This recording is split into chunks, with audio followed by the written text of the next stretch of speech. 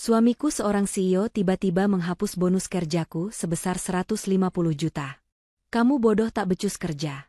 Bulan ini bonus untukmu kuserahkan kembali ke perusahaan. Aku hanya diam mendengar keputusannya. Tapi 2 hari kemudian, saat rapat darurat, seorang direktur masuk dan menyerahkan sebuah berkas kontrak kerja kepada suamiku. Dia langsung pucat gemetar ketakutan. Karena ternyata isi kontrak itu adalah... Sebelum ceritanya dimulai, silahkan tulis di kolom komentar dari daerah mana saja teman-teman yang menonton cerita ini. Jangan lupa like dan subscribe agar channel ini bisa semakin berkembang dan bisa mempersembahkan cerita yang lebih menarik lagi. Suara detak jam dinding yang berirama monoton menjadi satu-satunya suara yang terdengar di ruang makan yang mewah itu. Safina duduk dengan punggung tegak di salah satu kursi kayu jati, matanya menatap nanar ke arah hidangan makan malam yang sudah mulai dingin. Ia telah menunggu selama 2 jam. Namun suaminya, Zidane, belum juga menunjukkan batang hidungnya. Safina bukanlah wanita yang suka mengeluh. Ia diajarkan oleh almarhum ayahnya untuk selalu memiliki kesabaran seluas samudra, terutama dalam menghadapi gelombang kehidupan rumah tangga. Namun, malam ini terasa berbeda.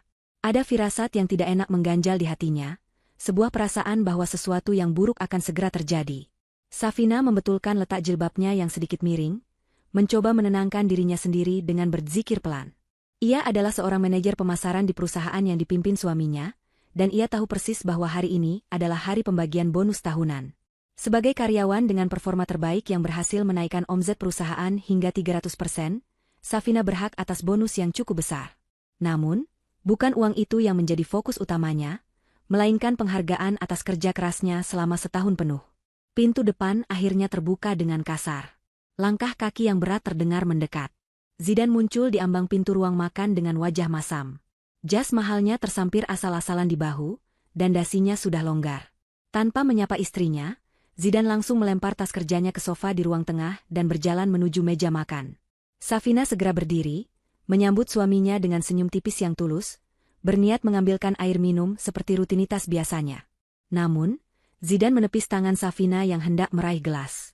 Pria itu menatap istrinya dengan sorot mata yang penuh penghinaan, seolah-olah Safina adalah bawahan yang baru saja melakukan kesalahan fatal, bukan istri yang telah mendampinginya selama 3 tahun terakhir. Zidane menarik kursi dengan kasar hingga menimbulkan bunyi decitan yang ngilu di lantai marmer, lalu menghempaskan tubuhnya di sana. Ia mengeluarkan sebuah map berwarna biru dari balik jasnya, dan melemparkannya ke hadapan Safina. Map itu meluncur di atas meja dan berhenti tepat di depan piring makan Safina yang kosong. Safina menatap map itu, lalu menatap Zidane dengan tatapan bertanya. Zidane mendengus kasar sebelum mulai berbicara dengan nada tinggi yang menggema di ruangan sunyi itu. Ia berkata bahwa itu adalah laporan evaluasi kinerja tahunan Safina. Safina mengerutkan kening karena ia tahu persis kinerjanya sangat baik, bahkan nyaris tanpa celah. Namun, Zidane melanjutkan kalimatnya dengan nada yang semakin merendahkan. Ia mengatakan bahwa Safina bodoh dan tidak becus bekerja. Zidane mengklaim bahwa banyak strategi pemasaran yang Safina buat justru merugikan perusahaan, meskipun data di lapangan menunjukkan sebaliknya. Zidane mencondongkan tubuhnya ke depan, menatap tajam ke mata Safina, dan mengucapkan kalimat yang menghancurkan hati wanita itu. Ia berkata bahwa bulan ini, bonus kerja Safina sebesar 150 juta rupiah yang seharusnya cair hari ini, ditarik kembali. Zidane memutuskan untuk menyerahkan uang itu kembali ke kas perusahaan, untuk menutupi kerugian yang katanya disebabkan oleh ketidakbecusan Safina dalam bekerja. Safina terdiam. Ia tidak langsung menjawab. Otaknya yang cerdas memproses informasi itu dengan cepat. Ia tahu ada kebohongan besar di balik kata-kata suaminya. Laporan keuangan bulanan yang ia pegang sendiri, menunjukkan grafik keuntungan yang terus menanjak. Tidak ada kerugian seperti yang dituduhkan Zidane. Safina sadar bahwa 150 juta rupiah bukanlah uang kecil, dan alasan Zidane untuk menahannya terdengar sangat dibuat-buat. Namun, Safina memilih untuk tidak meledak marah. Ia hanya menunduk, menyembunyikan kilatan kecewa di matanya. Ia menjawab dengan suara yang sangat tenang dan terkontrol. Safina berkata baiklah jika itu memang keputusan Zidane selaku CEO perusahaan. Ia menerima jika memang kinerjanya dianggap kurang memuaskan dan berjanji akan memperbaikinya di masa depan. Ketenangan Safina justru membuat Zidane merasa di atas angin. Pria itu tersenyum sinis, merasa puas karena berhasil menekan istrinya tanpa perlawanan. Dalam pikiran Zidane, Safina hanyalah wanita penurut yang tidak tahu apa-apa tentang manajemen tingkat tinggi, padahal kenyataannya jauh dari itu. Zidane mulai menyantap makan malamnya dengan lahap, tanpa mempedulikan perasaan istrinya. Sambil mengunyah, ia terus melontarkan kalimat-kalimat pedas. Ia mengkritik rasa masakan Safina yang katanya kurang garam, mengkritik penampilan Safina yang dianggapnya terlalu kuno dengan jilbab lebar, dan membandingkannya dengan wanita-wanita modern di luar sana yang menurutnya lebih menarik. Safina mendengarkan semua itu sambil tetap duduk diam. Hatinya perih, namun ia sudah terlatih untuk tidak menuruti emosi sesaat. Ia tahu bahwa melawan Zidane saat ini hanya akan memicu pertengkaran fisik yang tidak ia inginkan. Safina melayani Zidane hingga suaminya selesai makan. Ia membereskan piring kotor, membawanya ke dapur, dan mencucinya sendiri. Di depan wastafel, diiringi suara air keran yang mengalir, Safina membiarkan satu butir air mata jatuh membasahi pipinya. Itu adalah air mata terakhir yang akan ia teteskan untuk Zidane. Malam ini, ia telah melihat wajah asli suaminya dengan sangat jelas. Keserakahan dan kesombongan telah menguasai hati Zidane sepenuhnya. Setelah Zidane naik ke kamar tidur dan terdengar suara dengkuran halusnya, Safina beranjak menuju ruang kerjanya yang kecil di sudut rumah. Ia mengunci pintu dari dalam. Safina membuka laptop pribadinya, sebuah perangkat canggih yang tidak pernah disentuh oleh Zidane. Jari jemarinya menari lincah di atas papan ketik, memasukkan serangkaian kode keamanan yang rumit. Di layar monitor, terpampang data rahasia perusahaan yang sesungguhnya, data yang menunjukkan bahwa ia adalah pemegang saham mayoritas dari grup perusahaan raksasa tersebut, fakta yang selama ini ia sembunyikan dari Zidane demi menjaga harga diri suaminya. Safina melihat mutasi rekening perusahaan hari ini. Benar dugaannya. Uang bonus 150 juta rupiah itu tidak dikembalikan ke kas perusahaan. Uang itu telah dicairkan tunai dan dipindahkan ke rekening pribadi Zidane sore tadi. Zidane telah melakukan penggelapan dana secara terang-terangan dan membohongi istrinya sendiri. Safina menghela napas panjang. Kesabarannya sudah mencapai batas. Ia tidak bisa membiarkan perusahaan peninggalan ayahnya dikelola oleh orang yang tidak memiliki integritas seperti Zidane. Cinta yang dulu ia miliki untuk Zidane perlahan terkikis oleh perilaku suaminya, yang semakin hari semakin melampaui batas. Safina membuka aplikasi pesan transkripsi di laptopnya. Ia mencari satu nama kontak yang sangat ia percayai, Pak Sasmito. Pak Sasmito adalah orang kepercayaan ayahnya dulu, yang kini menjabat sebagai Direktur Perwakilan Pusat. Safina mengetik sebuah pesan singkat namun tegas. Ia meminta Pak Sasmito untuk menyiapkan tim audit forensik terbaik besok pagi. Ia menginstruksikan agar mereka datang ke kantor cabang yang dipimpin Zidane tanpa pemberitahuan sebelumnya. Safina menutup pesan itu dengan kalimat bahwa ada tikus besar yang harus segera dibersihkan dari perusahaan. Setelah pesan terkirim, Safina menutup laptopnya. Ia mematikan lampu ruang kerja dan berjalan menuju kamar tidur. Di sana, Zidane tidur dengan nyenyak, tidak menyadari bahwa di balik diamnya sang istri, sebuah badai besar sedang disiapkan untuk menghancurkan kebohongan yang ia bangun. Safina membaringkan tubuhnya di sisi tempat tidur yang lain, memunggungi Zidane, siap menyambut hari esok yang akan menjadi awal dari akhir bagi kesombongan suaminya. Sinar matahari pagi menembus tirai kamar, membangunkan Zidane yang masih terlelap dalam mimpi indahnya. Ia bangun dengan perasaan luar biasa. Hari ini terasa lebih cerah dari biasanya bagi Zidane. Bagaimana tidak? Saldo rekening pribadinya baru saja bertambah 150 juta rupiah, hasil dari bonus istrinya yang ia klaim sepihak. Zidane beranjak dari tempat tidur, melihat Safina sudah tidak ada di kamar. Istrinya itu pasti sudah bangun sejak subuh dan menyiapkan segala keperluan rumah tangga.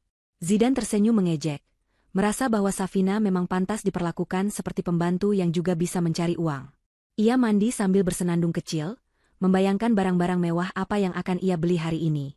Zidane merasa dirinya adalah raja di istana kecil ini, dan Safina hanyalah rakyat jelata yang harus tunduk pada titahnya. Setelah berpakaian rapi dengan setelan jas terbaiknya, Zidane turun ke ruang makan. Sarapan sudah tersaji rapi, dan Safina sedang sibuk memasukkan bekal ke dalam tas kerjanya. Zidane duduk dan meminum kopinya dengan gaya angkuh. Ia mengeluarkan ponselnya, membuka aplikasi perbankan, dan dengan cepat mentransfer uang sebesar 50 juta rupiah ke rekening ibunya. Ia tahu ibunya akan sangat senang. Benar saja, tak lama kemudian ponselnya berdering. Nama, ibu, tertera di layar. Zidane mengangkat telepon itu dengan senyum lebar. Suara ibunya yang cempreng dan penuh semangat terdengar jelas, memuji Zidane sebagai anak yang paling berbakti dan sukses. Ibunya bertanya dari mana Zidane mendapatkan uang sebanyak itu. Dengan enteng Zidane berbohong, mengatakan bahwa itu adalah bonus kinerjanya sendiri, karena berhasil memimpin perusahaan dengan gemilang. Ia tidak sedikit pun menyebut nama Safina. Ibunya kemudian mulai menjelek-jelekan Safina, mengatakan bahwa Zidane terlalu memanjakan istrinya dan seharusnya uang itu sepenuhnya dikirim ke ibunya saja. Zidane tertawa menanggapi ucapan ibunya, menyetujui bahwa Safina memang tidak tahu diuntung. Safina yang mendengar percakapan itu dari dapur hanya diam, menahan perih di hatinya. Ia tahu persis watak mertuanya yang materialistis, dan Zidane adalah produk didikan ibunya yang sempurna dalam hal keserakahan. Dalam perjalanan menuju kantor, Zidane mampir ke sebuah butik jam tangan mewah yang sudah ia incar sejak lama. Ia membeli sebuah jam tangan bermerek terkenal seharga puluhan juta rupiah. Ia memakainya langsung di pergelangan tangannya, mengagumi kilauan logam mahal itu. Ia merasa jam tangan itu menaikkan derajatnya beberapa tingkat. Sesampainya di kantor, Zidane berjalan masuk dengan dada membusung. Ia memamerkan jam tangan barunya kepada setiap karyawan yang ia temui, berpura-pura mengecek waktu agar mereka melihat barang mahalnya. Para karyawan hanya mengangguk hormat karena takut. Meski di belakang Zidane mereka berbisik-bisik tentang gaya hidup bos mereka yang semakin hedonis. Zidane masuk ke ruangannya dan langsung disambut oleh Maya, sekretarisnya. Maya, wanita muda yang selalu tampil modis dengan riasan tebal, menyambut Zidane dengan senyum manja yang dibuat-buat. Zidane memanggil Maya mendekat dan memamerkan jam tangannya. Maya memeki kagum, memuji selera Zidane yang tinggi.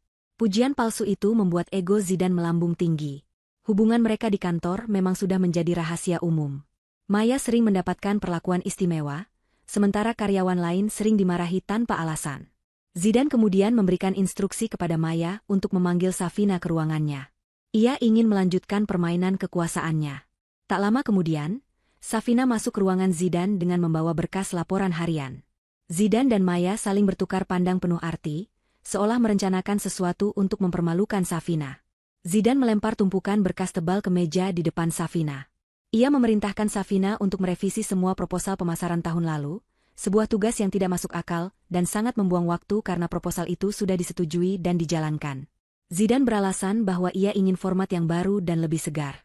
Maya ikut menimpali dengan nada sinis, mengatakan bahwa Bu Safina pasti bisa mengerjakannya dengan cepat jika memang kompeten, menyindir kejadian semalam tentang bonus yang dibatalkan. Safina menatap tumpukan berkas itu. Ia tahu ini hanyalah cara Zidane dan Maya untuk menyiksanya dan membuatnya lembur. Namun, Safina tidak membantah. Ia mengambil berkas itu dengan tenang dan berkata akan mengerjakannya sebaik mungkin.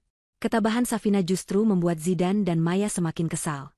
Mereka ingin melihat Safina menangis atau memohon, bukan bersikap tenang seperti air.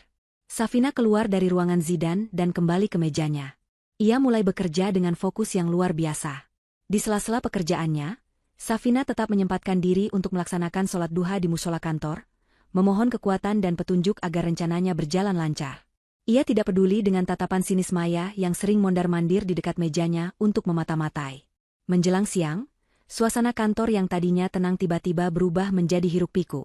Telepon di meja resepsionis berdering tanpa henti. Resepsionis yang panik segera berlari menuju ruangan Maya, memberitahukan bahwa ada iring-iringan mobil mewah yang baru saja memasuki pelataran parkir gedung. Mobil-mobil itu memiliki plat nomor khusus dari ibu kota. Tak lama kemudian, telepon di meja Zidane berbunyi. Itu adalah panggilan dari kepala keamanan yang mengabarkan bahwa rombongan direksi pusat telah tiba di lobi. Zidane terkejut bukan main. Ia tidak ingat ada jadwal kunjungan hari ini. Namun, rasa percaya dirinya yang berlebihan membuatnya segera menyimpulkan hal yang positif. Ia berpikir bahwa kedatangan direksi pusat secara mendadak ini pasti untuk memberikan penghargaan langsung kepadanya atas efisiensi anggaran yang ia lakukan, istilah halusnya untuk memotong bonus karyawan dan menggelapkan dana. Zidane segera merapikan jasnya dan membenarkan letak jam tangan mahalnya. Ia menyuruh Maya untuk menyiapkan ruang rapat eksekutif dan menyediakan jamuan terbaik. Zidane bercermin sebentar, tersenyum pada bayangannya sendiri. Ia yakin ini adalah momen kenaikan jabatannya, atau mungkin bonus tambahan untuk dirinya sendiri. Ia membayangkan pujian yang akan ia terima dari para petinggi. Zidane melangkah keluar ruangan dengan langkah lebar, merasa seperti pahlawan yang akan disambut meriah. Ia melihat Safina masih sibuk dengan tumpukan berkas di mejanya, dan sempat berhenti sejenak untuk mengejek. Ia berkata pada Safina agar bersiap-siap karena orang-orang pusat datang, dan mungkin mereka akan menegur Safina atas kinerjanya yang buruk. Safina hanya mengangguk pelan, menyembunyikan senyum tipis di bibirnya. Safina tahu persis siapa yang datang dan untuk apa mereka datang. Undangan, yang ia kirim semalam telah sampai lebih cepat dari perkiraannya. Zidane berjalan menuju lobi untuk menyambut tamu kehormatan. Ia melihat sosok Pak Sasmito, direktur perwakilan pusat yang terkenal tegas dan senior, berjalan di depan rombongan. Di belakang Pak Sasmito, ada beberapa pria berjas hitam membawa koper-koper dokumen yang terlihat berat. Itu adalah tim audit forensik dan tim legal perusahaan. Zidane sedikit heran melihat komposisi rombongan itu, namun ia menepis rasa curiganya. Ia mengulurkan tangan dengan percaya diri ke arah Pak Sasmito, menyapa dengan suara lantang yang dibuat seberwibawa mungkin. Namun, Pak Sasmito tidak menyambut uluran tangan itu dengan hangat. Pria parubaya itu hanya menatap Zidane sekilas dengan tatapan dingin yang menusuk, lalu pandangannya beralih menyapu seluruh ruangan kantor, seolah mencari seseorang yang jauh lebih penting daripada Zidane. Suasana di lobi mendadak menjadi tegang dan hening, senyum di wajah Zidane perlahan memudar, digantikan oleh rasa canggung yang mulai merayap. Tanpa basa-basi, Pak Sasmito memerintahkan agar seluruh staf, termasuk Zidane, segera berkumpul di ruang rapat utama sekarang juga. Ini bukan kunjungan ramah tamah. Ini adalah inspeksi mendadak yang akan mengubah nasib semua orang di gedung itu, terutama Zidane. Suasana di ruang rapat utama terasa begitu mencekam dan dingin, berbeda 180 derajat dari suasana hati Zidane yang masih dipenuhi rasa percaya diri semu. Meja panjang dari kayu mahoni mengkilap itu kini dikelilingi oleh seluruh kepala divisi dan staf penting perusahaan. Zidane duduk di kursi paling ujung, kursi kebesaran CEO, dengan dagu terangkat tinggi. Di sampingnya, Maya duduk dengan gelisah, jemarinya terus mengetuk-ngetuk permukaan meja. Matanya liar memperhatikan rombongan tamu dari pusat yang sedang menata berkas-berkas tebal di hadapan mereka. Safina duduk di deretan kursi belakang, tempat yang biasanya diisi oleh staf junior, sesuai dengan instruksi Zidane yang ingin mengucilkannya. Namun, Safina duduk dengan punggung tegak dan wajah tenang, seolah ia sedang berada di singgasana tak kasat mata. Auranya begitu damai, kontras dengan ketegangan yang merayapi setiap pori-pori karyawan lain di ruangan itu. Pak Sasmito berdiri perlahan, memancarkan wibawa yang membuat Zidane yang tadinya hendak membuka rapat, mengurungkan niatnya dan kembali duduk. Pria parubaya itu tidak berbasa-basi. Ia membuka kacamata bacanya dan menatap lurus ke arah Zidane, namun tatapannya kosong tanpa rasa hormat sedikitpun. Pak Sasmito memulai bicaranya dengan suara bariton yang menggema ke seluruh penjuru ruangan. Ia mengatakan bahwa kedatangannya hari ini bukan untuk kunjungan sosial, melainkan untuk melakukan tinjauan mendesak terhadap integritas manajerial di cabang ini. Zidane tersenyum miring, mengira integritas yang dimaksud adalah keberhasilannya memangkas pengeluaran bonus karyawan. Zidane bahkan sempat berdaham keras, mencoba menarik perhatian Pak Sasmito agar memujinya. Zidane dengan lantang berkata bahwa ia telah melakukan efisiensi besar-besaran demi kesehatan keuangan perusahaan dan berharap pusat menghargai inisiatifnya itu. Pak Sasmito menaikkan alisnya, menatap Zidane dengan tatapan yang sulit diartikan, campuran antara rasa jijik dan kasihan. Ia kemudian mengambil sebuah dokumen dari tumpukan di depannya dan mengangkatnya tinggi-tinggi. Pak Sasmito berkata bahwa data pusat menunjukkan adanya lonjakan keuntungan penjualan yang sangat signifikan bulan ini, sebuah prestasi yang jarang terjadi dalam sejarah perusahaan cabang ini. Zidane langsung membusungkan dadanya, siap menerima tepuk tangan. Namun, kalimat Pak Sasmito selanjutnya membuat senyum Zidane membeku. Pak Sasmito berkata bahwa semua pencapaian luar biasa ini adalah hasil dari strategi pemasaran jenius yang dirancang dan dipimpin langsung oleh Ibu Safina. Seluruh mata di ruangan itu sontak tertuju ke arah belakang, ke tempat Safina duduk dengan tenang. Wajah Zidane memerah padam, merasa egonya tergores karena istrinya yang dipujinya bodoh justru mendapat pengakuan tertinggi. Pak Sasmito kemudian melangkah meninggalkan podium dan berjalan membelah kerumunan staf, menuju ke arah Safina. Langkah kakinya tegas dan penuh hormat. Sesampainya di depan meja Safina, Pak Sasmito membungkuk sedikit, sebuah gestur penghormatan yang membuat semua orang ternganga, termasuk Maya yang mulutnya terbuka lebar karena kaget. Pak Sasmito menyalami Safina dengan hangat dan mengucapkan selamat dengan suara lantang. Ia berkata bahwa bonus kinerja sebesar 150 juta rupiah yang telah disetujui pusat adalah bentuk apresiasi kecil atas dedikasi luar biasa Safina. Pak Sasmito menambahkan harapan agar uang tersebut bisa bermanfaat bagi Safina dan keluarga. Hening menyelimuti ruangan. Semua orang tahu jumlah itu sangat besar, dan mereka menatap Safina dengan pandangan kagum sekaligus iri. Namun, Safina tidak tersenyum lebar seperti orang yang baru mendapat rejeki nomplok. Dengan perlahan, Safina berdiri. Ia membetulkan letak jilbabnya, lalu menatap mata Pak Sasmito dengan sorot mata yang jujur namun tajam. Suaranya terdengar jernih memecah kesunyian. Safina mengucapkan terima kasih atas apresiasi tersebut, namun ia memohon maaf karena ada kesalahpahaman. Safina mengatakan bahwa ia tidak menerima bonus sepeser pun. Ia menjelaskan dengan nada datar bahwa Pak CEO, alias suaminya sendiri, telah memberitahunya bahwa kinerjanya sangat buruk dan tidak becus, sehingga bonus tersebut ditarik kembali dan diserahkan ke kas perusahaan untuk menutupi kerugian. Kalimat Safina itu bagaikan petir yang menyambar di siang bolong. Gumaman-gumaman kaget mulai terdengar dari para staf.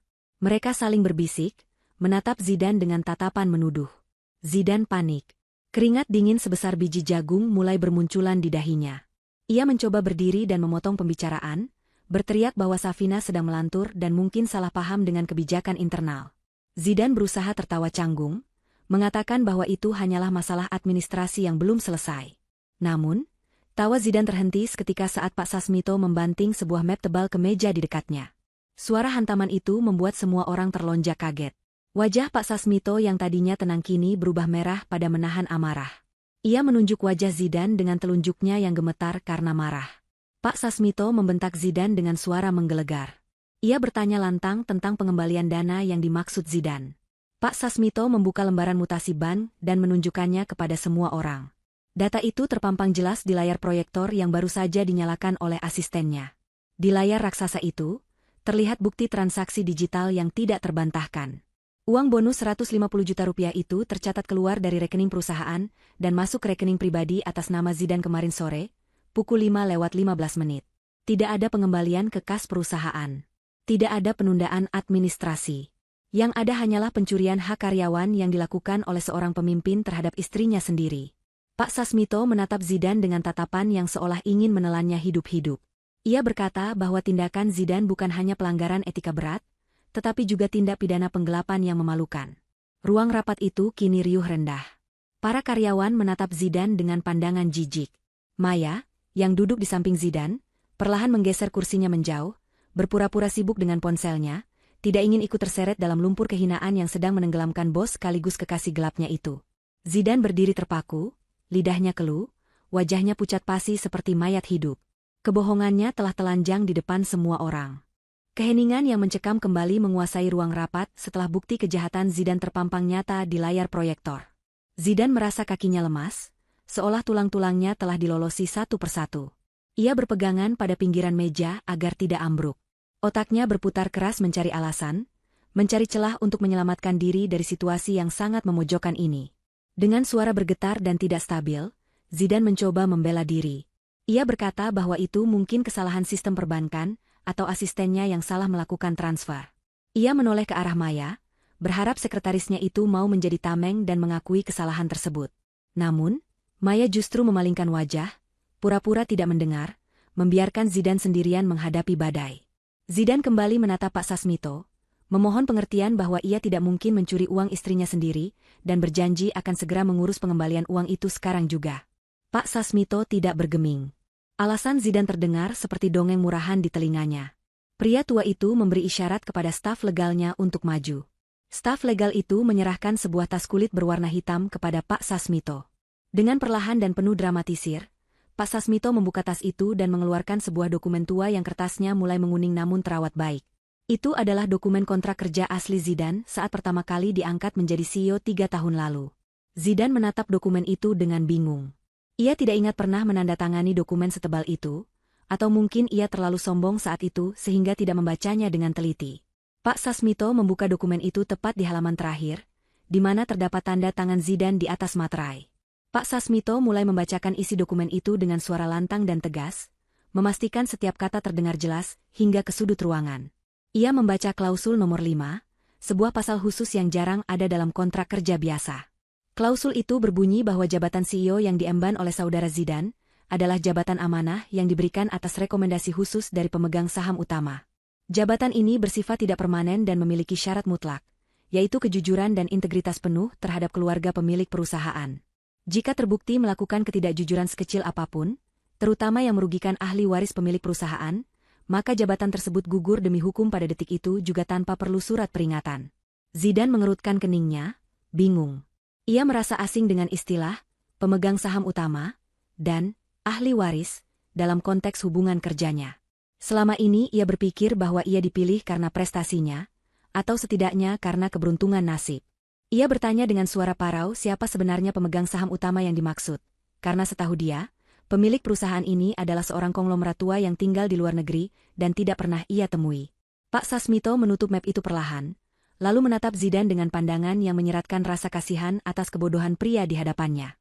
Pak Sasmito kemudian mengarahkan pandangannya dan tangannya ke arah belakang ruangan, menunjuk lurus ke arah Safina yang masih berdiri tenang. Pak Sasmito berkata bahwa pemilik saham mayoritas grup perusahaan ini, yang memegang kendali penuh atas nasib perusahaan termasuk nasib Zidane, adalah almarhum Bapak Haryo, ayah kandung dari Ibu Safina. Dan kini, seluruh aset dan kekuasaan tertinggi perusahaan berada di tangan putri tunggalnya, yaitu Safina sendiri. Jadi, selama ini Zidane bekerja di perusahaan milik istrinya, duduk di kursi yang diberikan oleh istrinya, dan memakan gaji yang ditandatangani oleh kuasa istrinya. Zidane bagaikan disambar petir untuk kedua kalinya, kali ini dengan voltase yang jauh lebih mematikan. Matanya terbelalak lebar menatap Safina. Istri yang selama ini ia anggap remeh, ia hina, ia bodoh-bodohkan, dan ia perlakukan seperti pembantu, ternyata adalah pemilik tahta tempat ia bernaung. Safina adalah ratu yang menyamar, yang selama ini dia melihat tingkah laku suaminya yang seperti badut kekuasaan. Tubuh Zidane gemetar hebat. Ia teringat semua perkataan kasarnya pada Safina. Ia teringat bagaimana ia melempar uang receh, bagaimana ia membentak Safina soal masakan, dan puncaknya, bagaimana ia mencuri uang bonus Safina kemarin. Ia merasa sangat kerdil, sangat kecil, dan sangat hina. Berkas kontrak di tangan Pak Sasmito diletakkan kembali ke meja. Pak Sasmito menyatakan dengan resmi bahwa berdasarkan klausul tersebut, dan bukti pencurian yang sudah valid, maka mulai detik ini, jabatan Zidane sebagai CEO dicabut secara tidak hormat. Seluruh akses keuangan, akses gedung, dan fasilitas kendaraan dinas dibekukan. Zidane bukan lagi siapa-siapa di gedung ini. Ruangan itu hening, namun udaranya terasa berat menekan dada Zidane. Maya, yang menyadari bahwa kapal Zidane telah karam sepenuhnya, segera berdiri dan menjauh dari kursi Zidane seolah Zidane adalah penyakit menular. Safina perlahan berjalan maju mendekati meja depan. Langkahnya anggun namun mengintimidasi bagi Zidane. Safina berhenti tepat di hadapan Zidane yang kini merosot di kursinya. Safina tidak marah, tidak berteriak. Ia hanya menatap Zidane dengan tatapan lelah. Safina berkata pelan, cukup untuk didengar Zidane, bahwa ia sudah memberikan segalanya untuk menjaga kehormatan Zidane sebagai suami, memberinya jabatan agar Zidane merasa dihargai sebagai kepala keluarga. Namun Zidane justru menggunakan kepercayaan itu untuk menyakiti Safina. Safina menutup kalimatnya dengan mengatakan bahwa uang bisa dicari, tapi kepercayaan yang hancur tidak bisa dibeli kembali dengan apapun. Zidane ingin menjawab, ingin memohon, tapi suaranya tercekat di tenggorokan. Ia hanya bisa menatap nanar saat Pak Sasmito memerintahkan petugas keamanan untuk mengambil kartu identitas dan kunci mobil dari saku Zidane. Atmosfer di dalam ruang rapat utama masih terasa begitu padat dan menyesakkan dada bagi Zidane. Oksigen seolah menipis, digantikan oleh tatapan-tatapan tajam penuh penghakiman dari orang-orang yang selama ini ia anggap tak lebih dari sekadar pion dalam permainan caturnya. Zidane masih terduduk lemas di kursinya, namun kursi itu kini terasa seperti memiliki duri yang menusuk kulitnya. Gelar CEO yang selama ini menjadi tameng dan identitas utamanya telah dicabut paksa, meninggalkannya telanjang tanpa perlindungan di hadapan hukum dan moral. Ia menatap Safina yang masih berdiri tenang di dekat Pak Sasmito. Wanita itu tampak begitu jauh, seolah ada jurang raksasa yang kini memisahkan mereka, jurang yang digali sendiri oleh tangan serakah Zidane. Dalam kepanikan yang memuncak, insting bertahan hidup Zidane mengambil alih. Ia memutuskan untuk memainkan kartu terakhir yang ia miliki, yaitu statusnya sebagai suami dan kepala keluarga, sebuah status yang ironisnya sering ia abaikan namun kini ia jadikan senjata pamungkas. Zidane memaksakan kakinya untuk berdiri, meski lututnya gemetar hebat. Ia berjalan tertatih mendekati Safina, mengabaikan Pak Sasmito yang berdiri menghalanginya seperti tembok baja. Zidane memasang wajah paling memelas yang bisa ia buat, wajah yang dulu selalu berhasil meluluhkan hati Safina saat mereka masih berpacaran. Dengan suara yang dibuat bergetar menahan tangis, Zidane memanggil nama istrinya. Ia mulai merangkai kata-kata manipulatif, mengingatkan Safina tentang pernikahan suci mereka, tentang janji sehidup semati, dan tentang kewajiban seorang istri untuk menutup aib suaminya di depan umum. Zidane berbisik dengan nada memohon agar Safina menghentikan sandiwara ini, memintanya untuk membicarakan masalah ini di rumah saja, dan tidak mempermalukan imam keluarganya di depan para bawahan. Ia bahkan berani menyentuh lengan Safina, mencoba mencari sisa-sisa kasih sayang yang mungkin masih ada. Namun, sentuhan Zidane ditepis dengan halus namun tegas oleh Safina. Wanita itu mundur selangkah, menciptakan jarak fisik yang mempertegas jarak emosional di antara mereka. Safina menatap mata Zidane lurus-lurus, tidak ada lagi sorot pemujaan atau ketakutan di sana. Yang ada hanyalah ketenangan yang menghanyutkan, seperti permukaan danau yang dalam. Safina menjawab dengan suara yang cukup keras untuk didengar oleh semua orang di ruangan itu. Ia berkata bahwa Zidane sendiri yang telah menghancurkan kesucian pernikahan mereka saat ia memilih untuk berkhianat. Safina menegaskan bahwa seorang imam seharusnya melindungi dan menafkahi, bukan mencuri hak makmumnya dan menghinanya di hadapan orang lain. Safina mengingatkan Zidane bahwa integritas adalah pondasi utama dalam rumah tangga maupun perusahaan, dan Zidane telah meruntuhkan keduanya dalam satu malam. Kata-kata Safina menohok tepat di ulu hati Zidane, membuatnya terdiam 1000 bahasa. Argumen agama yang ia coba gunakan justru membalik menyerangnya dengan telak. Pak Sasmito yang sedari tadi menahan amarah, akhirnya mengambil alih situasi. Ia menatap Zidane dengan pandangan merendahkan, seolah melihat kotoran yang menempel di sepatunya. Pak Sasmito berkata bahwa drama keluarga ini sudah cukup. Ia kembali ke urusan profesional dan hukum. Fakta hukumnya adalah Zidane telah menggelapkan dana perusahaan sebesar 150 juta rupiah untuk kepentingan pribadi. Pak Sasmito menuntut pengembalian dana tersebut saat ini juga, tunai, tanpa termin. Zidane tercekat. Ia meraba saku jasnya yang kini terasa kosong. Uang itu sudah habis.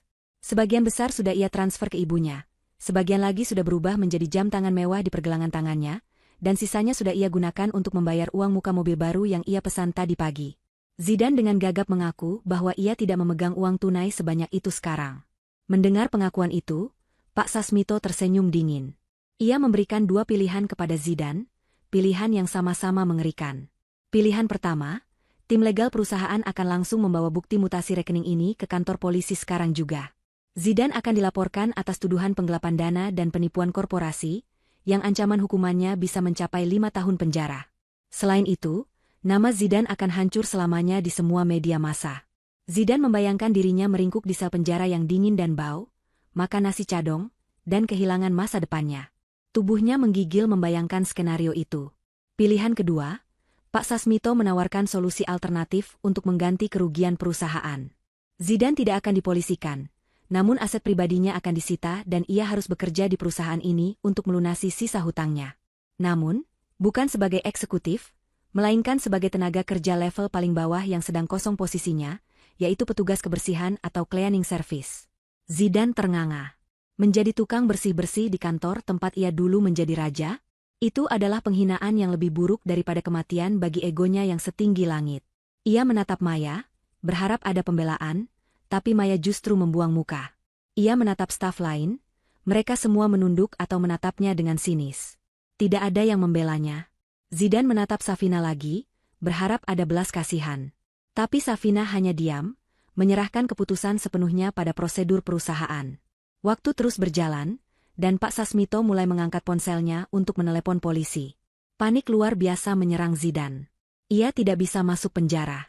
Ia tidak sanggup membayangkan hidup di balik jeruji besi. Dengan suara tercekat dan air mata yang mulai menetes karena frustrasi, Zidane akhirnya menyerah. Ia memilih opsi kedua. Ia bersedia menjadi petugas kebersihan demi menghindari penjara. Pak Sasmito mengangguk puas. Ia segera memerintahkan kepala keamanan untuk membawa Zidane ke ruang loker di basemen. Zidane digiring keluar dari ruang rapat seperti pesakitan. Langkahnya gontai, bahunya turun, dan tatapannya kosong. Sepanjang koridor menuju lift, ia merasakan tatapan menusuk dari para karyawan yang berpapasan dengannya. Bisik-bisik mulai terdengar, berita tentang kejatuhannya menyebar lebih cepat daripada api. Sesampainya di ruang loker yang pengap dan berbau karbol, Zidane diperintahkan untuk melepas jas mahalnya, kemeja sutranya, dasi impiannya, dan sepatu kulit mengkilapnya. Petugas keamanan menyodorkan seragam cleaning service berwarna kusam yang ukurannya sedikit kebesaran. Bahan seragam itu kasar dan panas. Sangat kontras dengan pakaian yang biasa ia kenakan. Dengan tangan gemetar, Zidane mengenakan seragam itu. Saat ia melihat pantulan dirinya di cermin retak yang tergantung di dinding loker, ia tidak mengenali sosok di sana. Zidane sang CEO tampan dan berkuasa telah lenyap, digantikan oleh Zidane si tukang bersih-bersih yang menyedihkan. Jam tangan mahalnya disita sebagai barang bukti awal penyitaan aset. Kini, pergelangan tangannya kosong, sama kosongnya dengan jiwanya. Ia diserahkan sebuah kain pel, ember berisi air sabun, dan sikat toilet.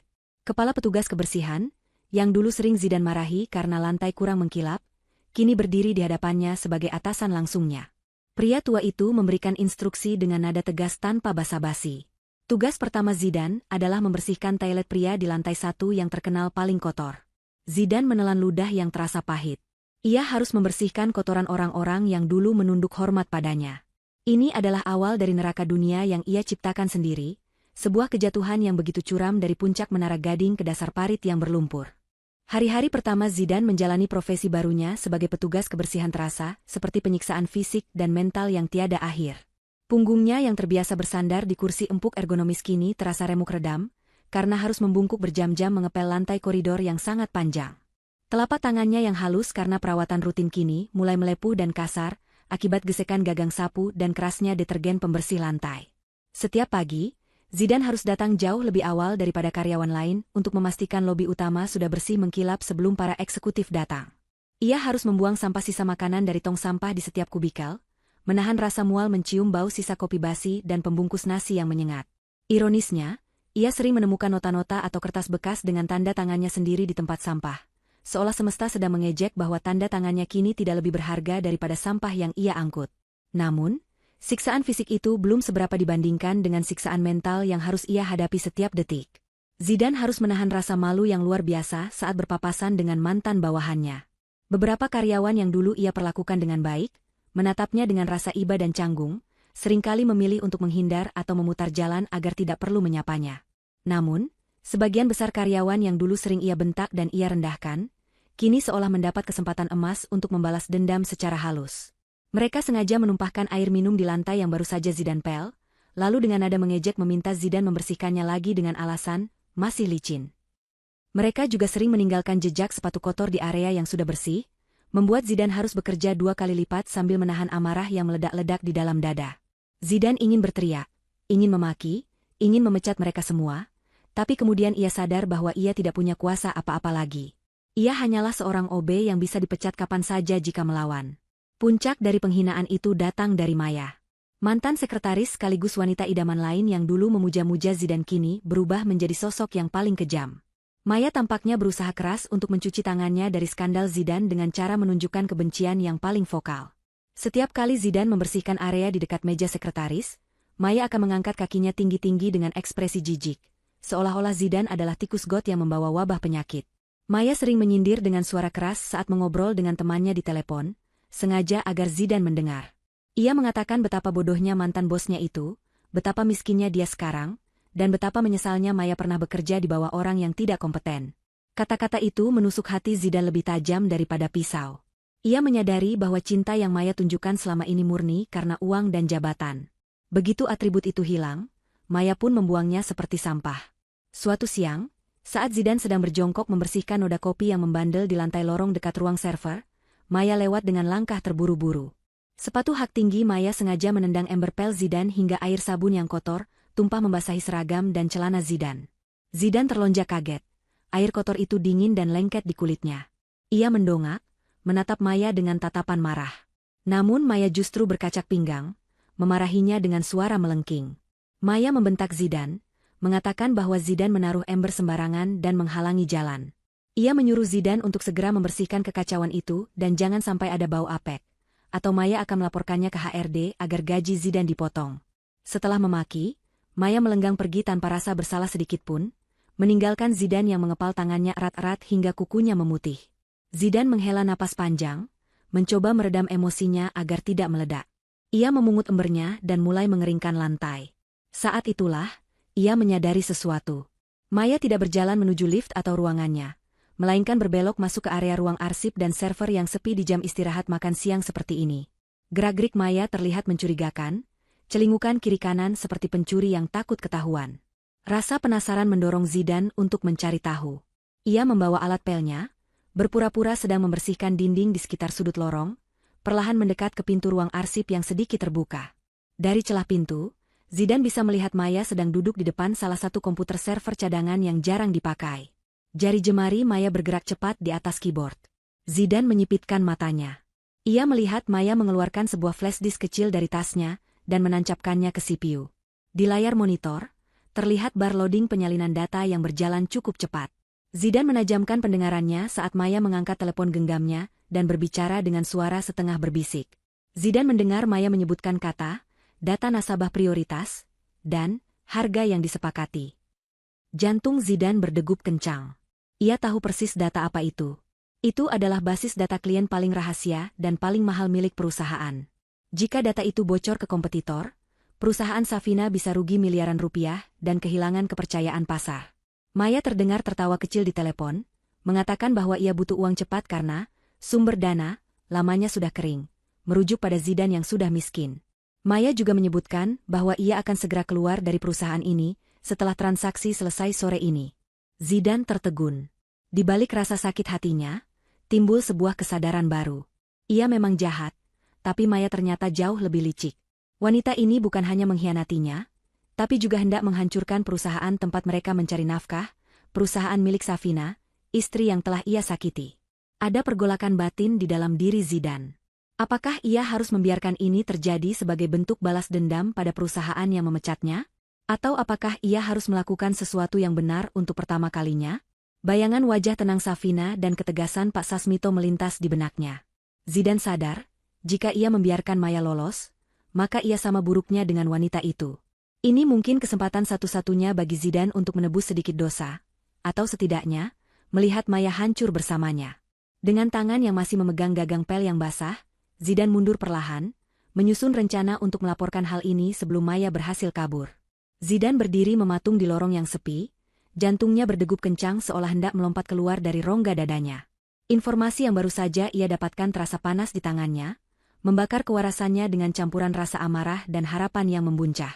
Ia baru saja menyaksikan pengkhianatan paling nyata dari Maya, wanita yang selama ini ia banggakan dan ia lindungi, wanita yang menjadi alasan ia tega menyakiti hati istri sahnya yang tulus. Maya, dengan segala tipu daya dan wajah manisnya, ternyata hanyalah ular berbisa yang siap menggigit tuannya saat lengah.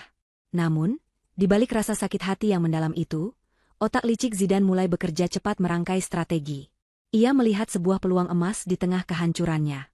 Jika ia berhasil melaporkan pencurian data ini kepada Safina dan Pak Sasmito sebelum Maya berhasil menyelesaikannya, mungkin, hanya mungkin, mereka akan melihat nilai lebih dalam dirinya. Zidan membayangkan skenario di mana ia dianggap sebagai pahlawan penyelamat perusahaan, di mana hukuman sosialnya diringankan, atau setidaknya ia bisa mendapatkan sedikit rasa hormat kembali dan lepas dari seragam cleaning service yang hina ini. Dengan tekad yang menyala-nyala, Zidan melepaskan gagang pelnya, membiarkannya tergeletak begitu saja di lantai, dan berlari menuju lift khusus eksekutif. Langkah kaki Zidan bergedebuk keras di lantai marmer, menarik perhatian beberapa staf yang sedang melintas, namun ia tidak peduli. Nafasnya memburu saat ia menekan tombol lift berkali-kali dengan tidak sabar. Saat pintu lift terbuka, ia langsung menyerobot masuk, mengabaikan tatapan jijik dari dua orang manajer yang sudah ada di dalam yang spontan menutup hidung mereka karena bau keringat dan air pel yang menguar dari tubuh Zidan. Zidan menatap angka-angka lantai yang berganti dengan lambat, setiap detiknya terasa seperti satu abad baginya. Pikirannya melayang pada Maya yang sedang menyalin data di ruang server. Ia harus cepat. Jika data itu terkirim atau terbawa keluar, perusahaan akan rugi besar, dan kesempatannya untuk menjadi pahlawan akan hangus. Pintu lift berdenting terbuka di lantai paling atas, lantai para direksi. Zidan berlari keluar, menerobos meja resepsionis eksekutif. Sekretaris baru yang menggantikan posisi Maya terkejut, melihat seorang petugas kebersihan yang kusam dan berantakan berlari menuju ruang CEO. Wanita itu mencoba menghalangi, berteriak memanggil keamanan, tapi Zidan dengan nekat menerobos pintu ganda ruang rapat direksi yang tertutup rapat. Suara bantingan pintu membuat semua orang di dalam ruangan terlonjak. Safina sedang duduk mendengarkan laporan dari Pak Sasmito dan tim legal, wajahnya tampak serius namun tenang. Kehadiran Zidan yang tiba-tiba dengan napas tersengal-sengal dan penampilan kacau, balau membuat Pak Sasmito berdiri dengan waspada. Wajah tua itu mengerut tidak suka, siap memanggil petugas keamanan untuk menyeret mantan CEO yang tidak tahu aturan itu. Namun, sebelum Pak Sasmito sempat mengeluarkan perintah pengusiran, Zidan sudah berteriak dengan suara parau, mengangkat tangannya tanda menyerah namun mendesak. Ia berseru agar mereka mendengarkannya sebentar saja, karena ada hal gawat yang sedang terjadi. Zidan melangkah maju, mengabaikan tatapan tajam Pak Sasmito, matanya tertuju langsung pada Safina. Dengan napas yang masih memburu, Zidan melaporkan apa yang ia lihat. Ia mengatakan dengan lantang bahwa Maya ada di ruang server cadangan lantai 3. Ia memberitahu bahwa Maya sedang menyalin data nasabah prioritas ke dalam flash disk pribadi, dan berencana menjualnya ke kompetitor sore ini juga. Zidan menegaskan bahwa ia mendengar percakapan telepon Maya dengan si pembeli data. Zidan mengakhiri laporannya dengan senyum penuh harap. Dadanya naik turun. Ia menunggu reaksi panik. Ia menunggu Safina melompat dari kursinya dan berterima kasih padanya. ia menunggu Pak Sasmito memujinya. Namun, keheningan yang menyambutnya terasa ganjil. Tidak ada kepanikan di wajah Safina. Tidak ada keterkejutan di wajah Pak Sasmito. Safina hanya menatap Zidan dengan sorot mata yang sulit diartikan. Ada sedikit rasa iba namun lebih banyak ketenangan yang mematikan. Perlahan, Safina meletakkan pena yang sedang dipegangnya ke atas meja. Suara ketukan pena itu terdengar nyaring di ruangan yang sunyi. Safina kemudian berkata dengan nada suara yang sangat datar, seolah ia sedang membahas cuaca hari ini. Ia mengucapkan terima kasih atas informasi tersebut, namun ia memberitahu Zidan bahwa mereka sudah mengetahuinya. Kalimat itu menghantam Zidan seperti pukulan palu godam. Safina menjelaskan bahwa sejak skandal Zidan terungkap, tim IT keamanan di bawah instruksi Pak Sasmito telah memasang protokol pengawasan tingkat tinggi di seluruh akses data, termasuk kamera tersembunyi dan penyadap suara di area-area krusial seperti ruang server. Pak Sasmito melangkah maju, menekan tombol pada sebuah remote kecil di tangannya. Layar proyektor besar di dinding belakang ruangan menyala, menampilkan rekaman real-time dari kamera tersembunyi di ruang server. Di layar itu, terlihat jelas Maya yang masih sibuk dengan komputernya, wajahnya terlihat tegang namun matanya berkilat tamak. Safina melanjutkan penjelasannya bahwa mereka sengaja membiarkan Maya masuk dan memulai proses penyalinan data. Itu adalah jebakan. Honeypot. Data yang sedang disalin Maya bukanlah data nasabah asli, melainkan dummy file atau data palsu yang telah disiapkan oleh tim IT, yang di dalamnya tertanam program pelacak lokasi. Begitu flash disk itu dicabut, mereka punya bukti hukum yang kuat untuk menjerat Maya dengan pasal pencurian aset digital dan spionase industri, tanpa membahayakan data asli perusahaan sedikitpun. Zidan ternganga. Ia merasa sangat bodoh. Ia berpikir ia membawa informasi emas. Padahal ia hanya melaporkan sesuatu yang sudah ada dalam genggaman kendali istrinya. Kecerdasan dan ketenangan Safina dalam menangani krisis jauh melampaui apa yang pernah Zidan bayangkan. Istrinya bukan wanita lemah yang perlu diselamatkan. Safina adalah Grandmaster catur yang sudah memprediksi 5 langkah ke depan. Tiba-tiba, pintu ruangan terbuka lagi. Kali ini, 2 orang petugas keamanan bertubuh kekar masuk sambil menyeret Maya yang meronta-ronta. Wajah Maya pucat pasi, riasannya luntur oleh keringat dingin dan air mata ketakutan. Di belakang mereka, seorang polisi berseragam lengkap mengikuti dengan membawa surat penahanan. Rupanya, penyergapan baru saja dilakukan beberapa detik setelah Zidan meninggalkan lantai 3. Maya berteriak histeris, memaki-maki petugas yang mencengkeram lengannya. Saat matanya menangkap sosok Zidan yang berdiri mematung di tengah ruangan, tatapan Maya berubah menjadi nyalang penuh kebencian. Ia merasa Zidanlah yang menjebaknya, Zidanlah yang melaporkannya. Maya meludah ke arah Zidan, teriakannya melengking memenuhi ruangan. Ia menuduh Zidan sebagai pengkhianat busuk yang tidak tahu terima kasih. Zidan, yang harga dirinya sudah hancur lebur, tidak terima disalahkan. Emosinya meledak. Ia membalas teriakan Maya, menunjuk wajah wanita itu dengan jari telunjuk yang gemetar. Zidan berteriak bahwa Maya adalah wanita ular yang pantas mendapatkan hukuman itu. Ia mengungkit bagaimana Maya meninggalkannya saat ia jatuh miskin, bagaimana Maya menendang emberpelnya, dan bagaimana Maya berniat menjual perusahaan demi keuntungan pribadi. Pertengkaran mulut antara mantan pasangan selingkuh itu menjadi tontonan yang sangat menyedihkan sekaligus memalukan bagi semua orang di ruangan itu. Safina hanya diam menyaksikan. Wajahnya menyiratkan rasa lelah melihat drama murahan di hadapannya. Namun, Maya yang terdesak dan tidak mau hancur sendirian, memutuskan untuk meledakkan bom terakhir yang ia simpan. Ia tidak akan membiarkan Zidan terlihat seperti pahlawan pelapor kejahatan. Jika ia harus tenggelam, ia akan menyeret Zidan ke dasar lautan bersamanya. Dengan napas tersengal karena cengkeraman polisi, Maya berteriak kepada Safina dan Pak Sasmito. Ia berseru agar mereka jangan percaya pada wajah polos Zidan.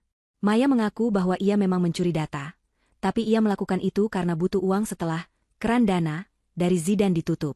Maya kemudian membongkar rahasia terbesar yang selama ini disembunyikan Zidan dengan rapi. Ia berteriak lantang bahwa Zidan bukan hanya mencuri bonus Safina yang 150 juta itu.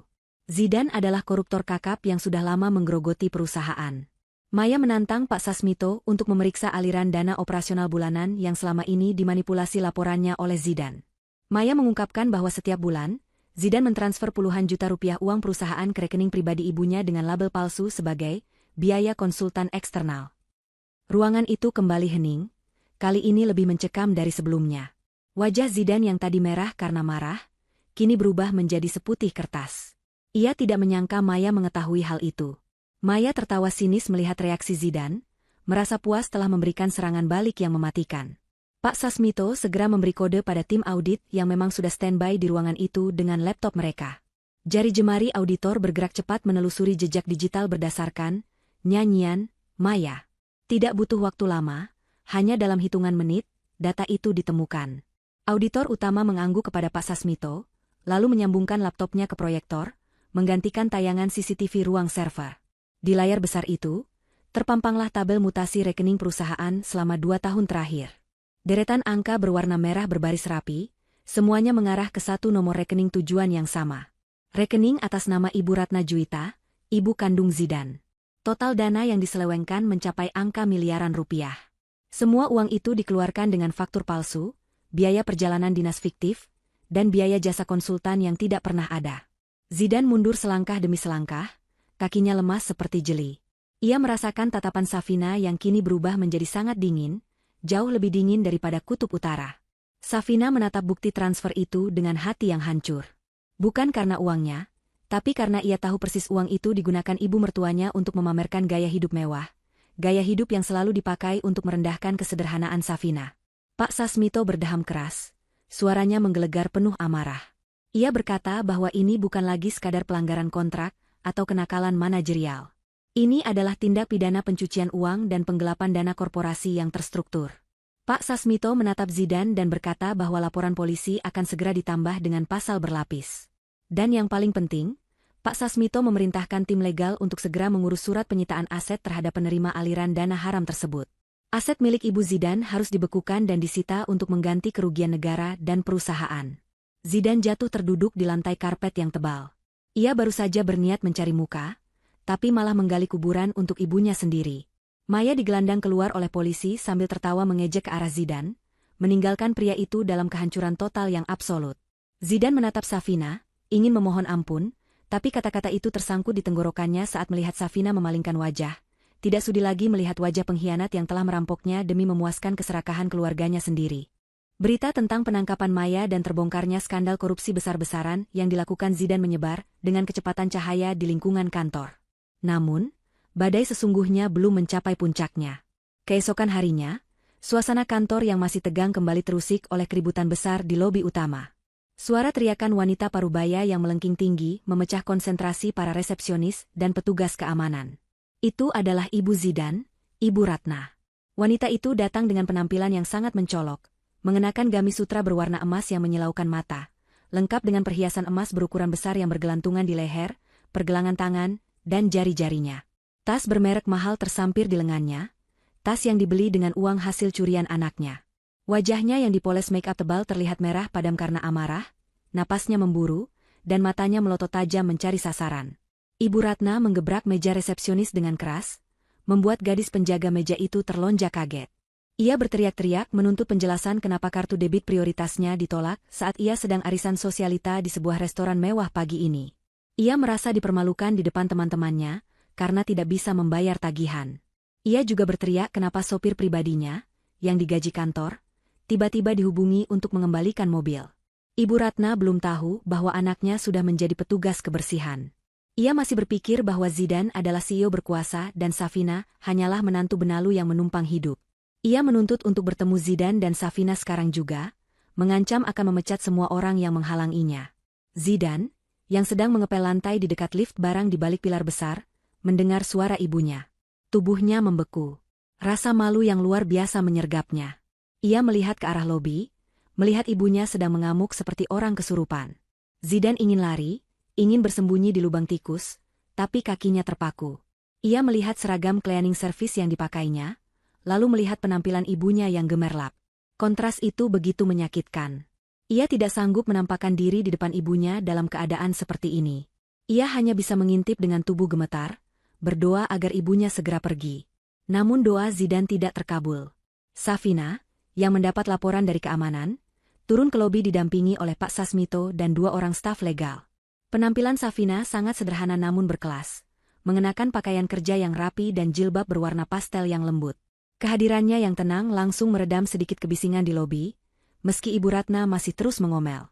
Melihat Safina datang, Ibu Ratna langsung mengalihkan sasaran tembaknya. Ia berjalan cepat menghampiri Safina, telunjuknya menuding-nuding tepat di depan wajah menantunya. Ibu Ratna memaki Safina dengan kata-kata kasar, menyebutnya istri tidak becus yang pasti telah menghasut Zidane untuk memblokir akses keuangannya. Ia menuduh Safina iri dengan kehidupan mewahnya. Di depan puluhan pasang mata karyawan yang menonton, Ibu Ratna terus merendahkan Safina, mengungkit-ungkit asal-usul keluarga dan kehormatan. Safina tidak membalas teriakan itu. Ia tetap berdiri tegak, wajahnya datar tanpa ekspresi marah, hanya ada sorot ketegasan yang tak tergoyahkan. Dengan suara yang tenang namun berwibawa, Safina memotong omelan ibu mertuanya. Ia mengajak Ibu Ratna untuk berbicara di dalam ruangan tertutup agar lebih pantas dan tidak menjadi tontonan. Ibu Ratna awalnya menolak, tapi melihat tatapan tajam Pak Sasmito dan postur tegak petugas keamanan di belakang Safina, nyalinya sedikit menciut. Ia akhirnya setuju dengan mendengus kasar, masih sambil menggerutu. Mereka masuk ke sebuah ruang rapat kaca di dekat lobi. Zidane, yang didorong oleh rasa takut dan khawatir akan nasib ibunya, memberanikan diri mendekat dan bersembunyi di balik dinding kaca yang dilapisi stiker buram sebagian, mencoba menguping pembicaraan mereka. Di dalam ruangan, Safina mempersilakan Ibu Ratna duduk, namun wanita tua itu menolak dan tetap berdiri dengan tangan bersedekap angkuh. Safina kemudian memberi isyarat kepada staf legal untuk meletakkan tumpukan dokumen di atas meja. Safina mulai berbicara dengan nada yang sangat sopan, namun setiap katanya adalah fakta yang mematikan. Safina menjelaskan bahwa kartu ATM ibu diblokir bukan karena kemauan Zidane, melainkan karena perintah hukum dari perusahaan. Safina memberitahu bahwa selama 2 tahun terakhir, gaya hidup mewah ibu, tas-tas branded, perhiasan emas, liburan ke luar negeri, dan renovasi rumah, semuanya dibiayai menggunakan uang perusahaan yang digelapkan oleh Zidane. Ibu Ratna terbelalak. Ia tertawa sumbang, berusaha menyangkal. Ia berteriak bahwa itu bohong, itu fitnah keji dari menantu yang durhaka. Ia mengklaim bahwa uang itu adalah hasil kerja keras Zidane yang sukses sebagai CEO. Ia tidak percaya anak kebanggaannya adalah seorang pencuri. Pak Sasmito kemudian maju, membuka dokumen rekening koran yang sudah dicetak besar-besar. Ia menunjuk satu persatu transaksi ilegal itu. Tanggal sekian, pembelian tas Hermes seharga ratusan juta, sumber dana, pos anggaran pemasaran perusahaan. Tanggal sekian, pembayaran tagihan kartu kredit ibu, sumber dana, pos dana darurat perusahaan. Bukti-bukti itu begitu terperinci dan tak terbantahkan. Wajah Ibu Ratna mulai berubah pucat di balik bedak tebalnya. Tangannya mulai gemetar. Ia menatap dokumen itu, lalu menatap Safina, mencari keraguan, tapi yang ia temukan hanyalah kebenaran yang pahit. Safina melanjutkan dengan suara yang sedikit bergetar menahan emosi, bukan karena marah, tapi karena sedih melihat kehancuran keluarga ini. Ia berkata bahwa sebagai konsekuensi hukum atas tindak pidana korupsi dan pencucian uang ini, seluruh aset yang dibeli atau dibayar menggunakan uang haram tersebut harus disita oleh negara dan perusahaan. Safina menyerahkan sebuah map merah. Itu adalah surat penyitaan. Safina menjelaskan bahwa rumah mewah tempat ibu tinggal, mobil Alphard yang ibu pakai, dan semua perhiasan yang sedang ibu kenakan saat ini, semuanya masuk dalam daftar aset sitaan. Ibu harus mengosongkan rumah itu hari ini juga. Tim eksekusi sudah berada di lokasi rumah saat ini. Dunia Ibu Ratna runtuh seketika. Kakinya tidak kuat lagi menopang tubuhnya yang gemuk, ia jatuh terduduk di kursi dengan lemas. Tas mewahnya terjatuh ke lantai. Ia mulai menangis histeris, bukan tangisan sedih, tapi tangisan ketakutan akan kemiskinan. Ia meraung-raung memanggil nama Zidane, bertanya di mana anaknya, kenapa anaknya membiarkan ini terjadi. Ia memohon-mohon pada Safina, bersujud di kaki menantunya yang dulu ia hina, meminta agar rumahnya jangan diambil karena ia tidak punya tempat tinggal lain. Ia berjanji akan menyuruh Zidane bekerja lebih keras untuk mengganti uang itu, asalkan fasilitasnya tidak dicabut. Pemandangan itu sangat menyedihkan sekaligus menjijikkan. Seorang ibu yang lebih peduli pada harta daripada moral anaknya. Saat itulah, Zidane tidak tahan lagi. Rasa bersalah dan malu yang memuncak membuatnya keluar dari persembunyiannya. Ia membuka pintu ruang rapat dan melangkah masuk dengan seragam cleaning service-nya yang kusam, lengkap dengan ember pel di tangan yang lupa ia letakkan. Ibu Ratna menoleh mendengar pintu terbuka. Matanya membelalak lebar melihat penampilan anaknya. Ia terdiam 1000 bahasa, tangisnya terhenti di tenggorokan. Ia menatap Zidane dari ujung kaki yang memakai sepatu bot karet, hingga ke kepala yang memakai topi petugas kebersihan. Ia tidak percaya dengan apa yang ia lihat. Zidane, putra mahkotanya, kebanggaannya, kini berdiri di hadapannya sebagai tukang bersih-bersih. Zidane menunduk, tidak berani menatap mata ibunya. Dengan suara parau menahan tangis, Zidane berkata lirih, "Maafkan Zidane, Bu. Zidane sudah gagal." Ia mengakui semuanya. Ia mengakui bahwa ia sudah dipecat, bahwa ia punya hutang miliaran, dan bahwa ia sekarang hanyalah seorang pesakitan yang bekerja paksa. Pengakuan itu menjadi pukulan terakhir bagi Ibu Ratna.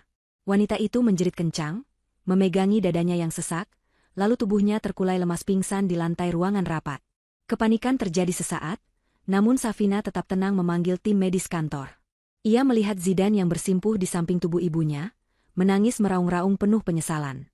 Safina hanya menghela napas panjang, lalu memberi kode pada Pak Sasmito untuk tetap melanjutkan prosedur eksekusi aset sesuai hukum. Air mata buaya tidak akan mengubah fakta hukum. Keadilan harus tetap ditegakkan, meski langit runtuh sekalipun. Suara ketukan palu hakim di pengadilan agama terdengar begitu keras dan final, menggema di ruang sidang yang hening, menandakan berakhirnya ikatan suci yang selama ini disia-siakan oleh Zidan. Hari itu, langit di luar gedung pengadilan tampak mendung, seolah turut berduka atau mungkin justru sedang mencuci bersih jejak-jejak pengkhianatan yang telah terjadi. Zidan keluar dari ruang sidang dengan langkah gontai, tangannya memegang salinan putusan cerai yang baru saja dibacakan. Ia resmi menyandang status duda. Tidak ada perebutan harta Gonogini, karena memang tidak ada harta yang bisa diperebutkan. Semua aset yang selama ini ia nikmati terbukti secara hukum adalah milik perusahaan atau milik pribadi Safina sebelum menikah, yang dilindungi oleh perjanjian pranikah yang untungnya sempat dibuat oleh mendiang ayah Safina. Zidan keluar dari gedung itu tanpa membawa apa-apa selain pakaian yang melekat di tubuhnya, dan sebuah tas ransel lusuh berisi beberapa potong baju ganti. Safina bahkan tidak menoleh padanya saat meninggalkan ruang sidang.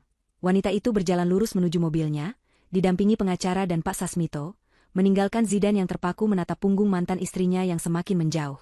Setelah putusan cerai dan penyelesaian kasus pidananya melalui jalur restoratif justice, di mana Safina bermurah hati mencabut laporan polisi dengan syarat Zidan menyerahkan seluruh aset dan dilarang mendekati perusahaan selamanya, Zidan menghadapi realitas baru yang jauh lebih kejam. Ia dipecat secara tidak hormat dari perusahaan. Namanya kini tercantum dalam daftar hitam Asosiasi HRD Nasional, sebagai individu yang melakukan kejahatan korporasi tingkat berat. Namun, Zidan yang masih memiliki sisa-sisa kesombongan masa lalu, mencoba untuk bangkit dengan cara yang salah. Ia berpikir bahwa dengan pengalamannya sebagai mantan CEO, ia masih bisa mendapatkan posisi tinggi di perusahaan lain. Ia menghabiskan sisa uang receh di sakunya untuk mencetak beberapa lembar CV dan pergi melamar ke perusahaan-perusahaan kompetitor yang dulu menjadi saingannya. Zidan melangkah masuk ke sebuah gedung perkantoran mewah milik saingan bisnis Safina. Ia berharap diterima dengan tangan terbuka karena ia merasa memiliki rahasia dapur perusahaan lama. Namun, saat ia duduk di ruang wawancara, manajer HRD yang menemuinya justru menatapnya dengan senyum mengejek. Pria itu meletakkan CV Zidan di meja, lalu memutar layar laptopnya ke arah Zidan. Di layar itu terpampang berita viral di media sosial dengan judul besar, mantan CEO terjerat skandal korupsi uang istri dan perselingkuhan dengan sekretaris. Wajah Zidan terpampang jelas di sana. Manajer itu tertawa kecil, mengatakan bahwa tidak ada perusahaan waras yang mau mempekerjakan tikus berdasi yang bahkan tega mencuri dari keluarganya sendiri. Zidan diusir keluar dari gedung itu dengan cara yang memalukan. Hal yang sama terjadi di perusahaan kedua, ketiga, dan keempat. Pintu karir profesional Zidan telah tertutup rapat, digembok oleh reputasi buruk yang ia ciptakan sendiri. Tanpa pekerjaan, tanpa rumah, dan tanpa kendaraan, Zidan terpaksa mencari tempat tinggal yang sesuai dengan isi dompetnya yang semakin menipis. Ia akhirnya menemukan sebuah kamar kontrakan petak di daerah pinggiran kota yang kumuh dan padat penduduk. Kamar itu sangat sempit, hanya berukuran 3 kali 3 meter, dengan atap seng yang membuat ruangan terasa seperti oven saat siang hari. Dindingnya lembab dan berjamur, catnya mengelupas di sana-sini. Tidak ada AC, tidak ada kasur empuk, hanya ada tikar tipis yang ia beli di pasar loak. Kamar mandi berada di luar, digunakan bergantian dengan 10 penghuni kontrakan lainnya, dan baunya sangat menyengat. Malam pertama Zidan tidur di sana, ia tidak bisa memejamkan mata. Suara tangisan bayi tetangga, teriakan pertengkaran suami istri di kamar sebelah, dan suara tikus yang berlarian di plafon menjadi musik pengantar tidurnya. Ia menangis dalam kegelapan, merindukan keheningan dan kenyamanan kamar tidurnya yang dulu, merindukan wangi spray bersih yang selalu disiapkan Safina. Minggu-minggu berlalu, dan uang Zidan benar-benar habis. Rasa lapar memaksanya membuang sisa-sisa gengsinya. Ia tidak bisa lagi memilih pekerjaan. Zidan akhirnya bekerja serabutan. Kadang ia menjadi kuli panggul di pasar induk saat subuh, mengangkat karung-karung sayur yang beratnya membuat tulang punggungnya serasa mau patah. Kulitnya yang dulu putih bersih dan terawat kini mulai terbakar matahari, menjadi gelap dan kasar. Tangannya yang dulu hanya memegang pena mahal kini kapalan dan penuh luka gores. Di lain waktu, ia menjadi tukang cuci piring di warung tenda pecel lele. Ia harus berjongkok berjam-jam mencuci piring kotor yang berminyak. Seringkali dimarahi oleh pemilik warung karena kerjanya dianggap lambat. Suatu siang yang terik, saat istirahat dari pekerjaan mengaduk semen sebagai buruh bangunan harian, Zidan duduk di sebuah warung Tegal, warteg, sempit untuk makan siang. Ia memesan nasi separuh dengan sayur nangka dan tempe orek, menu termurah yang bisa ia beli. Di pojok warung, sebuah televisi tabung tua menyiarkan berita siang. Zidan sedang menyuapkan nasi ke mulutnya saat matanya menangkap sosok yang sangat ia kenal di layar kaca. Itu Safina. Mantan istrinya tampil anggun dengan balutan busana muslimah yang elegan, sedang memotong pita peresmian sebuah gedung sekolah gratis untuk anak yatim piatu. Headline berita tertulis, Safina Winata, CEO wanita inspiratif tahun ini, meluncurkan program beasiswa nasional. Dalam wawancara itu, Safina tersenyum, senyum yang tulus dan lepas, senyum yang sudah lama tidak Zidan lihat saat mereka masih menikah. Wartawan bertanya apa rahasia kesuksesannya. Safina menjawab dengan rendah hati bahwa kuncinya adalah kejujuran, dukungan tim yang solid, dan membuang beban yang menghambat kemajuan. Zidan tersedak makanannya. Ia tahu, beban yang dimaksud adalah dirinya. Di layar TV, Safina tampak begitu bercahaya, dikelilingi orang-orang penting yang menghormatinya. Sementara Zidan duduk di warung pengap, bau keringat, dengan piring plastik retak di hadapannya. Perbandingan itu begitu nyata dan menyakitkan. Air mata Zidan menetes jatuh ke piring nasinya. Ia menangis sesenggukan di tengah keramaian warung. Namun, tangisannya bukanlah tangisan pertobatan yang murni. Dalam hati kecilnya yang masih sakit, ia menangis karena menyesali kebodohannya melepaskan tambang emas itu. Ia membayangkan jika saja ia tidak serakah, jika saja ia tidak selingkuh, mungkin saat ini ia yang berdiri di samping Safina, menikmati sorotan kamera dan kemewahan itu. Ia menangis karena ia kehilangan akses terhadap harta Safina, bukan karena kehilangan cinta Safina. Kesadaran bahwa ia telah membuang berlian demi memungut kerikil tajam menghantamnya dengan telak. Zidan menghabiskan nasinya yang bercampur air mata dengan cepat, lalu kembali bekerja mengangkut batu bata di bawah terik matahari, menjalani hukuman kehidupan yang ia tulis sendiri naskahnya. 1 tahun telah berlalu sejak badai kehancuran itu memporak-porandakan hidup Zidan. Roda kehidupan telah berputar sepenuhnya, menempatkan setiap orang pada posisi yang pantas mereka dapatkan sesuai dengan apa yang mereka tanam. Di sebuah kawasan elit di pusat kota, sebuah gedung pertemuan megah sedang menggelar acara amal tahunan yang dihadiri oleh para pejabat dan pengusaha sukses. Halaman gedung itu dipenuhi oleh deretan mobil mewah yang mengkilap, dari sedan Eropa hingga SUV berukuran raksasa. Di pintu gerbang masuk, di bawah sengatan matahari sore yang menyengat kulit, seorang pria kurus dengan rompi oranye lusuh sedang sibuk mengatur lalu lintas keluar masuk kendaraan. Pria itu adalah Zidan. Wajah Zidan kini nyaris tak dikenali. Pipinya tirus cekung, kulitnya hitam legam terbakar matahari, dan rambutnya yang dulu tertata rapi kini kusam tertutup topi dekil. Ia meniup peluit parkirnya dengan napas tersengal-sengal, prit-prit terus, Pak, terus, hop. Ia berteriak-teriak parau, mengarahkan mobil-mobil mewah itu. Pekerjaannya sebagai juru parkir liar di kawasan ini, adalah satu-satunya sumber penghidupannya sekarang. Setiap hari ia harus bertarung dengan debu jalanan, asap knalpot yang menyesakkan dada, dan hardikan dari pengemudi yang tidak sabaran. Kakinya yang dulu dibalut sepatu kulit Italia kini, hanya beralaskan sandal jepit tipis yang sudah tipis di bagian tumitnya. Sebuah mobil Alphard hitam terbaru perlahan mendekat ke area drop-off lobi utama. Mobil itu terlihat sangat mengkilap dan berkelas. Zidan yang melihat mobil itu segera berlari kecil mendekat, berharap mendapatkan tips yang lumayan dari pemilik mobil semewah itu. Ia dengan sigap membuka jalur, membungkuk-bungkuk memberi hormat berlebihan, dan memberi isyarat agar mobil itu berhenti tepat di depan pintu lobi yang berkarpet merah. Silakan, bos. Hati-hati langkahnya, ucap Zidan dengan suara serak, tangannya memegang gagang pintu mobil, bersiap membukakannya layaknya seorang pelayan setia. Pintu mobil otomatis terbuka perlahan. Sepasang sepatu hak tinggi yang indah menapak ke aspal, diikuti oleh turunnya seorang wanita yang memancarkan aura keanggunan luar biasa.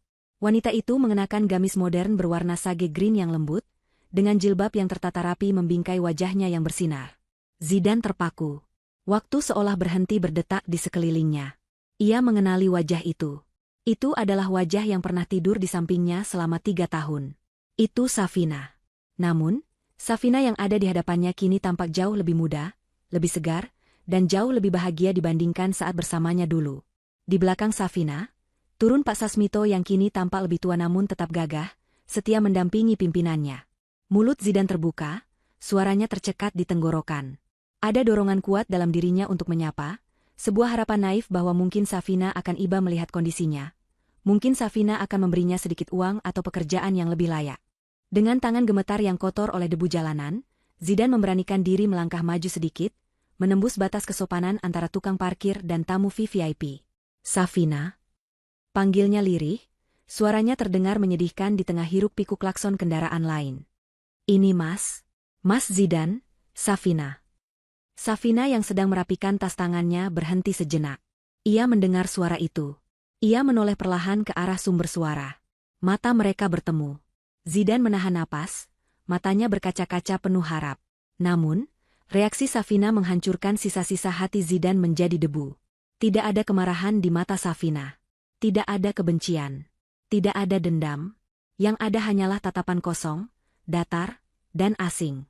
Safina menatap Zidane sama seperti ia menatap tiang listrik atau aspal jalanan, sebuah objek yang tidak memiliki makna emosional apapun dalam hidupnya.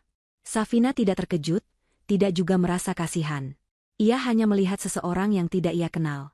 Pak Sasmito yang menyadari situasi itu segera melangkah maju, memposisikan badannya di antara Safina dan Zidane, menjadi perisai pelindung. Pak Sasmito menatap Zidane dengan tajam, memberikan isyarat keras agar Zidane mundur dan tahu diri. Zidane menciut. Pak Sasmito kemudian merogoh saku jasnya, mengeluarkan selembar uang Rp20.000, dan menyodorkannya ke tangan Zidane dengan gerakan cepat dan dingin. Terima kasih, Pak Parkir. Tolong jangan halangi jalan, ucap Pak Sasmito tegas. Panggilan, Pak Parkir, itu menampar Zidane lebih keras daripada pukulan fisik manapun. Ia bukan lagi Zidane, ia bukan lagi Mas. Ia hanyalah, Pak Parkir, anonim di mata masa lalunya. Safina sudah kembali memalingkan wajahnya, melanjutkan langkahnya menuju pintu gedung tanpa menoleh lagi sedikitpun. Ia berjalan tegak, disambut oleh panitia acara yang berebut menyalaminya. Siapa tadi, Bu? Sepertinya memanggil ibu, tanya salah satu asisten Safina yang berjalan di sampingnya. Sayup-sayup, Zidane bisa mendengar jawaban Safina sebelum pintu kaca otomatis tertutup. Safina menjawab dengan nada ringan dan santai, saya tidak tahu. Mungkin orang yang salah mengenali orang lain. Bukan siapa-siapa. Bukan siapa-siapa. 3 kata itu menjadi vonis akhir bagi Zidane. Pintu kaca gedung tertutup, memisahkan dua dunia yang kini berbeda langit dan bumi. Di dalam sana, di ruangan ber-AC yang sejuk dan wangi, Safina disambut sebagai ratu yang dihormati, hidup dalam kedamaian dan kesuksesan yang ia bangun dengan integritas. Di luar sini, di tengah panas dan debu, Zidane berdiri mematung memegang uang Rp20.000 yang lecek. Asap knalpot mobil yang baru saja lewat menerpa wajahnya, membuatnya terbatuk-batuk. Zidane menyadari bahwa hukuman terbesar baginya bukanlah kemiskinan atau penjara, melainkan menjadi tidak relevan sama sekali bagi orang yang dulu mencintainya. Ia telah dihapus sepenuhnya dari sejarah hidup Safina, dianggap tidak ada, dianggap asing. Rasa penyesalan yang teramat dalam, yang bercampur dengan rasa malu yang membakar, membuat lutut Zidane lemas. Namun, suara klakson mobil di belakangnya yang tidak sabar memaksanya kembali ke realitas. Woi! Parkir yang benar dong. Jangan melamun, teriak seorang sopir. Zidane tersentak. Ia mengusap wajahnya yang kusam, kembali meniup peluitnya dengan suara parau. Prit iya, mundur, Pak. Zidane kembali bekerja, mengatur kendaraan orang-orang sukses, melayani dunia yang dulu pernah ia genggam namun ia hancurkan sendiri. Dan di bawah langit sore yang mulai memerah, Zidane menjalani sisa hidupnya dalam bayang-bayang penyesalan abadi, sementara Safina terus melangkah maju, bersinar terang tanpa pernah menengok ke belakang lagi. Menengok ke belakang lagi. Menengok ke belakang lagi. Menengok ke belakang lagi. Menengok ke belakang lagi. Menengok ke belakang